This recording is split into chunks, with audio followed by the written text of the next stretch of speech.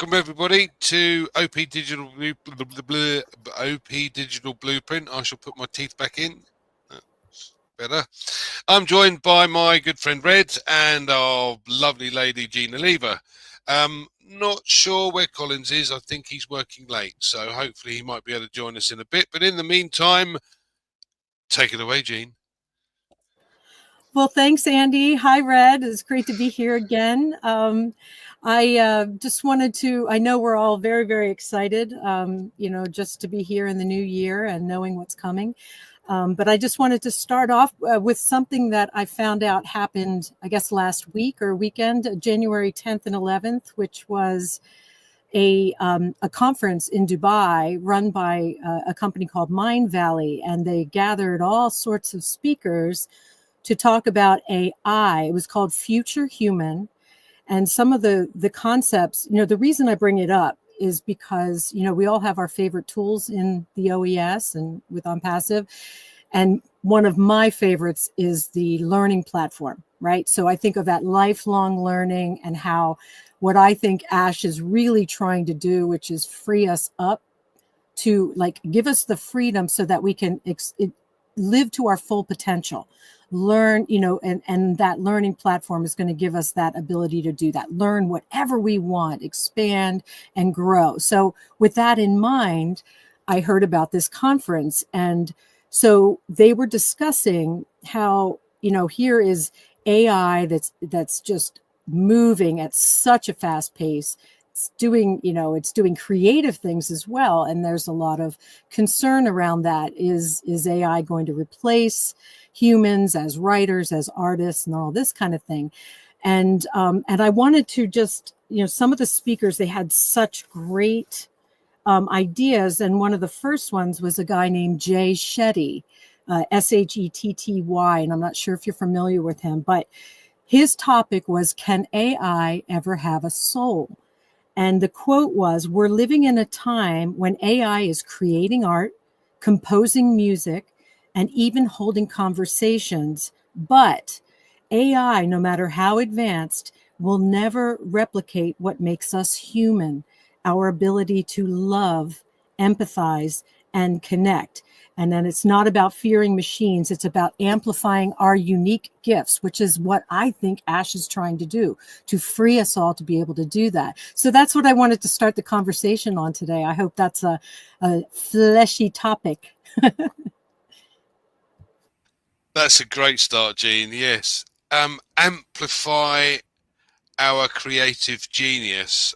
I picked up on that, and I think this is a really good point because we've got all these chatbots now, and the Chat GPT and the AI bit here, and the another app here that uses AI, and but you're quite right. At the end of the day, this takes our creative genius and amplifies it to the next level. And I think that's a wonderful analogy of AI. I think that's great because most people think, well, AI's taken over. No, what it's doing is we as humans are programming it based upon what we know. Yeah. And some of this is then self-learning, but it cannot take over what we have inside. It will never be as creative or as empathetic or as ambitious as we are. What are your thoughts, Red? I'm sure you'd like to add a few points. Always. This is a great topic, and I think I'd like to start off by saying there's certainly a place for AI at the moment in society generally, certainly within the online space even more so. In fact, our whole business in Onpassive is built around what AI is going to do and how that's going to help us within our daily needs, whether it's doing something, earning money, helping somebody else, whatever it is. AI is going to have a massive part of that in one way, shape or form. It's integrated now in so many things we do and use that we kind of don't almost see it sometimes. It's just things happen and we don't think, oh, that's AI. Things just happen, don't they? And that is actually what AI is. It is that machine learning that makes arduous tasks so much easier, because you haven't got somebody having to input that type of information to be able to get the results. Interestingly, what Jean was saying now about the guy saying that it's never going to overtake humans because it hasn't got a soul and all the rest of it. I kind of look down the road of AI. Now, most people, when you talk about AI, they think of one thing only, and that is that, you know, your robot, your Star Wars robot and all that. You know, when you say AI, they're thinking of this walking, talking thing that is going to do stuff. And in fact, that's more further from the truth than what AI is used for now in so many things that we use. I look at it now is that I think the big difference that I think that will never ever happen is humans have gut feelings. You know, we have intuition. We have, you know, when something's not right, we feel it inside, you know, or we have a gut feeling. Computers don't have gut feelings. They look at things in ones and zeros. They're very pragmatic. They are given information which is put into them from human beings, or it is imported from other areas, and they make quite literally a decision based on those forecasts. It doesn't necessarily mean it's right or it's wrong, but that is what their best guess is on the percentages of what the information they have. With humans, we look at things differently. For it, I'll give you a perfect example. When you are talking to somebody and you get a feeling something's not quite right with what they're saying, you have that gut feeling, whether it's their mannerisms, the way they talk, the way they're looking, all these types of things give you a gut feeling. I personally believe that computers won't be able to replicate that. And before people saying, oh, they'll be able to analyze dilated pupils and looking to the right and left, yeah, they will be able to, but it still won't get away from that gut feeling that humans have about certain things, you know, that don't make any sense, but it's not quite right. And I don't think that will ever be replicated within the AI industry. Over to you, Andy. I think you've also made a point there about jobs, and a lot of people seem to be frightened about the fact that AI are going to take many jobs away from people. In reality, what it'll actually do is take away a mundane job, but bring forward different opportunities. So it's a case of being able to retrain to do different things. You know, you're not going to sit there and pack boxes, because the AI technology and robots will be able to do that for you. So, you know, it's not something that frightens me. Yes, we've all seen the Terminator, and you know, at the end of the day, people do get frightened about that fact, and the AI will always be used or try to be used for nefarious enterprises, to steal things or do whatever. But you're quite right. At the end of the day, it will never overtake what we have, and never overtake that inner being, and the empathy that we have, and etc. So it's not something that ever worries me. In fact, I'm excited because we may not be able to see these new opportunities that will crop up from the AI coming into being, but they will be far easier, if you like, than sitting there, like I said, packing boxes. You're going to have something interesting to do. Yeah, it's a lot more exciting than anything else. Jean, I'm sure you have a few more points that you'd love to add. Well, I'm really glad Red brought up the intuition, because that was the person who organized this conference in Dubai, Vishen Lakiani. He actually spoke about intuition and how it's this mysterious force. He says it's a skill that we can cultivate in a world overwhelmed with information. Intuition becomes your inner compass, guiding you toward clarity and alignment. So it is, most of us followed our own intuition to join this company. It wasn't, we saw it analyzed, by Chat GPT online as a good opportunity. We had this feeling from listening to our CEO speak, or at that point, it was somebody we didn't even know, perhaps. We just heard his voice. We felt the resonance. Something inside of us said, this is something that feels right. It feels good. Something's telling me to move forward with this. And as Red said, AI can be programmed to pick up on all those imperceptible things, just like we can. What makes someone lie? What are they doing with their eyes? It can be programmed for that, but there is something, I'll say supernatural. There's something outside the physical that humans have that we will always be able to bring to the table. And again, that's what we're here for. We're using AI as a tool that is going to enable us by freeing our time, by filling our bank accounts with money so that we are free to follow wherever our intuition takes us. And that is the glory of using AI for what it was built for. I could say one of the other things that Ash said recently was, don't let anyone else hold the pen when writing your own story. It was in the OES.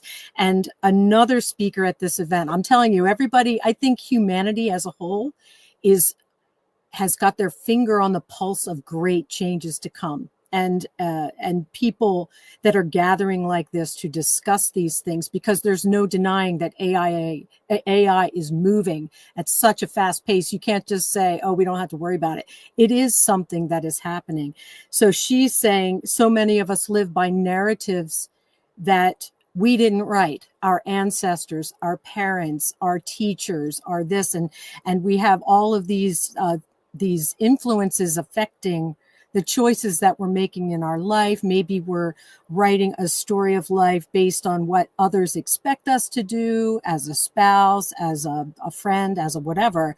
And Ash is saying, which I love it, people should go back into the OES and read and reread and reread again that beautiful post that he made, because it's loaded with wisdom. So he's basically saying, grab hold of the reins, grab hold of that pen, and write the story however you want it to be, because he's making it possible by using this AI and all of these tools and services that are, just not only going to, make our lives easier, but they're going to financially assist us as well. So it's just this beautiful cycle that he has created for us to be able to take that pen and write our own story, and oh my goodness, and help other people write their stories as well.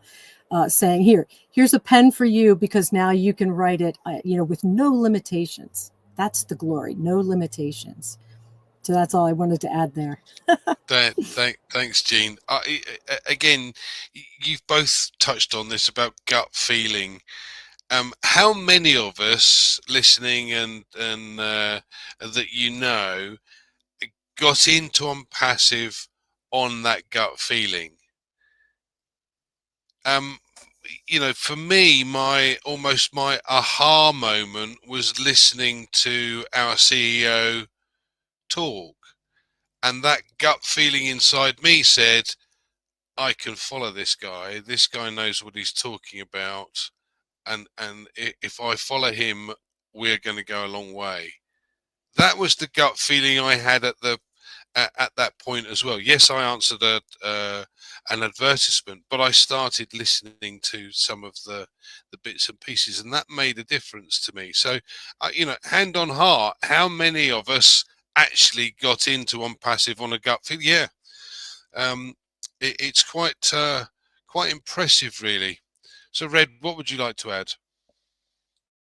I'm going to pick up actually up on something you mentioned about AI taking people's jobs. We hear it all the time. Oh, them damn machines, they're taking my job. I can't get a job because there's some machine doing it for me. Well, actually, mate, they're actually doing the job that nobody wants. That's the reality when machines start taking, and not always, but the general reality is that machines are brought in because they're more efficient. They work 24/7. You don't have to, they do the same thing day in, day out.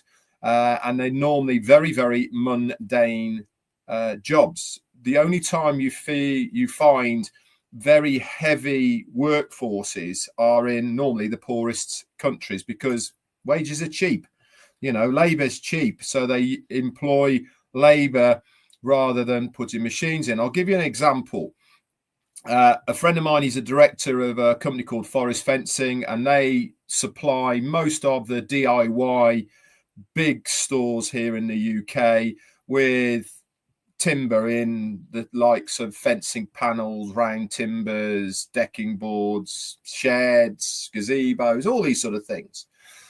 All of that to make it is hugely labour intensive on a normal basis. They get trees in, they have to core them, they have to put them into battens or whatever they need to, and then that then has to be made into fencing panels or whatever it is.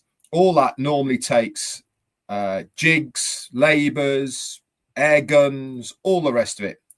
Hey presto, as time's moved on, guess what happens with those lines? Where they got 20 guys making 6x6 fencing panels, now it's all automated. Comes in, turns it around, nails it, chucks it out. You need 2 guys, one for putting in at the beginning, one for taking out at the end, and it's got rid of that.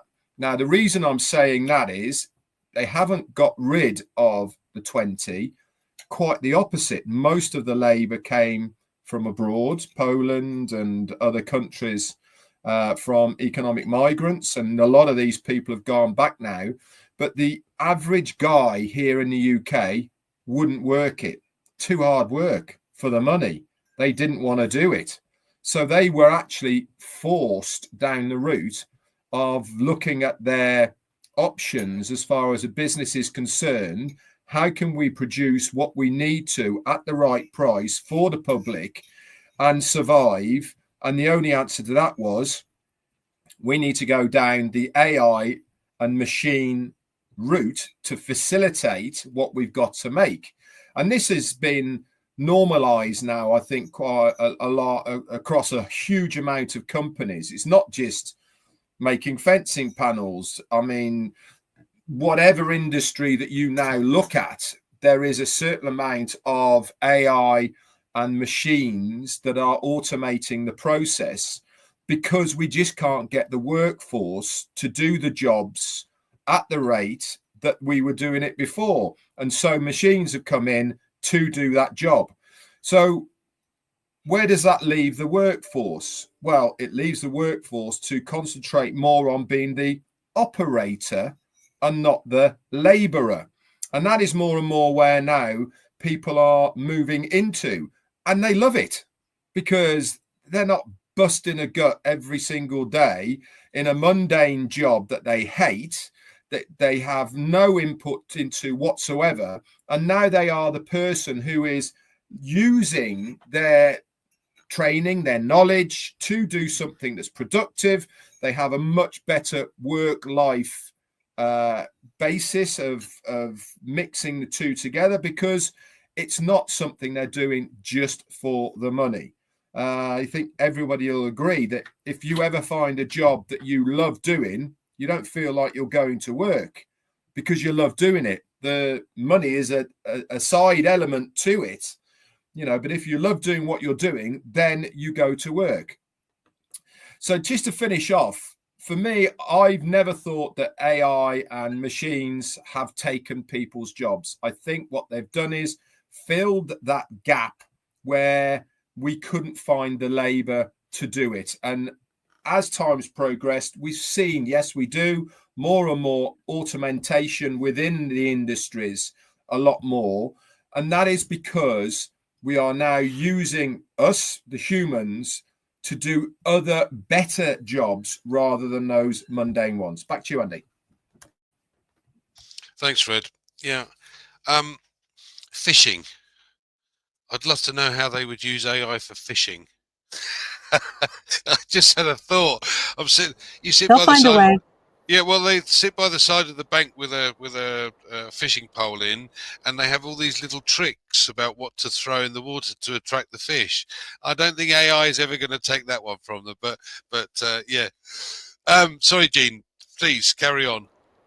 Well, as Red was talking, it reminded me of, I think we can all remember back in the day before people had, like businesses had records on computers. You know, it was all in like, you know, ledgers or whatever. And then, you know, it's just say you would go to the doctor's office and they would have to re-look up everything, and you'd be like, oh, isn't that on the computer yet? And then once everything got onto the computer, they could look it up really quickly. And then there were the, you know, if you don't have a website for your business, you're behind the times. And then once people got websites for their small businesses, they saw that, oh my gosh, we can reach more people, we can put our products on and sell them that way. And then when COVID came along, then people realized they could do so much more sales through a website where you didn't have to have a storefront, you know, and then so many businesses are transforming themselves from that storefront into fully online. And you see all these changes, and then AI it's just one of those changes. And so as people, you can either say, I don't want to do that, I'm afraid of that, or you can embrace it with the realization that, you know, used in the right way, and we know our company is using it ethically, honestly, appropriately, and everything.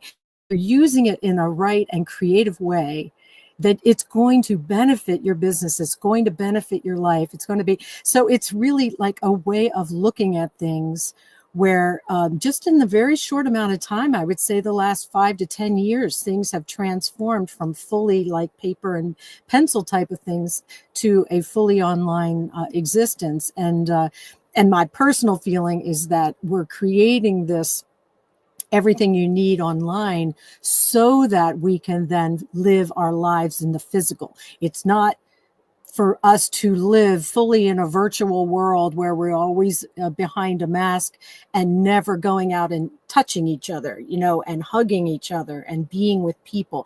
I think it's to free us to be able to have those relationships and experiences all around the world, traveling and all of that. It's to free us to do those things. So any fears people might have about things moving totally into a virtual setting, it's all tools, it's all things with the ultimate goal of freeing humanity to do what they're best at. Just like Red said, you know, those guys that used to be the laborers can now be the brain, the brain trust of those companies, the ones that create a better gutter system, that create a better fishing lure, that create a better whatever it is. The human potential has not even been tapped one iota. It is just so, we're just not even anywhere there because we've been so bogged down with this day-to-day grind of jobs. With this company, we'll be able to be free to really like reactivate our brains and start using the full potential of it. So it's pretty darn exciting to think about what the AI that we're using in this company and why it's being used to financially free people, time freedom, all of freedom, what people are going to be thinking about. And I'll swing it all the way back around to my favorite platform in the company, which is currently called Ocademy, where people will be able to, oh my gosh, learn, explore, teach things we don't even know exist yet.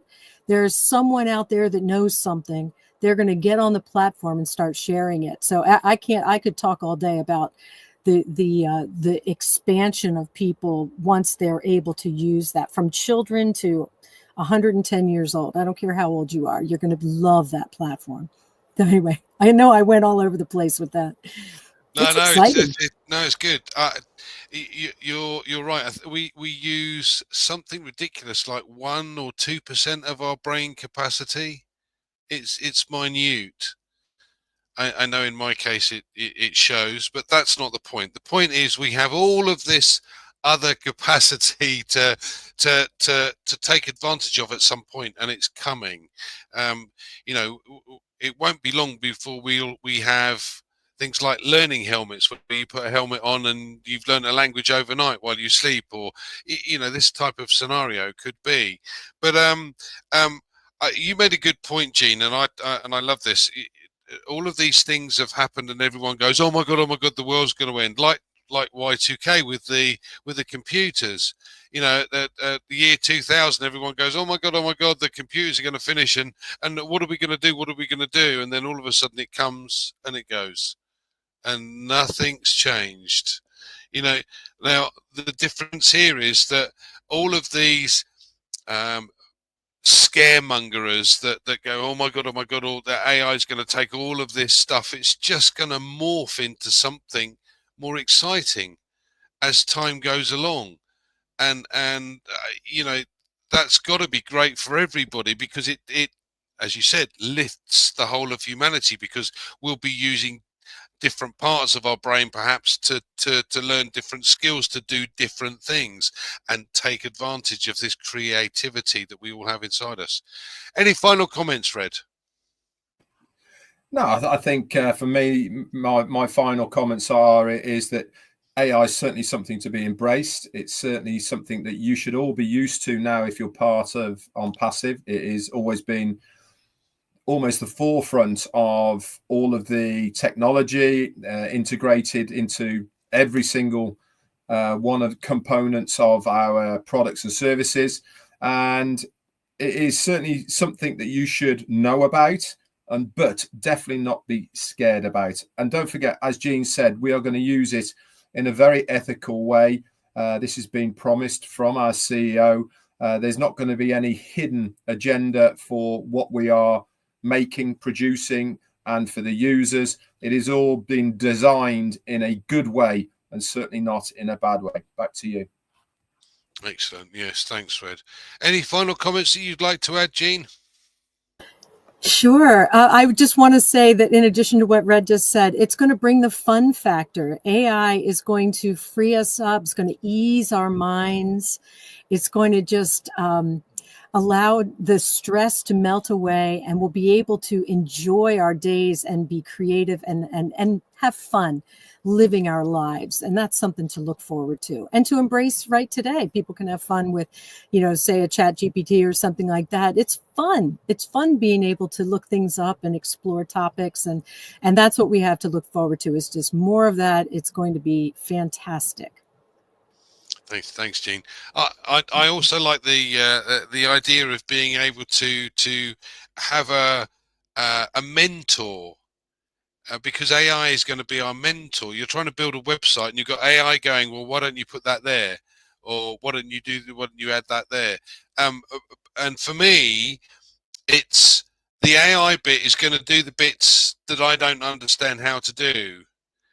It's going to help me do those things that I don't know how to do. So it's phenomenal that we need this. And as you said, Red, we've only used AI in the most ethical way, and that was the object of the exercise, to make sure that it is utilized in the correct way, to be able to do the things that most of us don't know how to do, like marketing or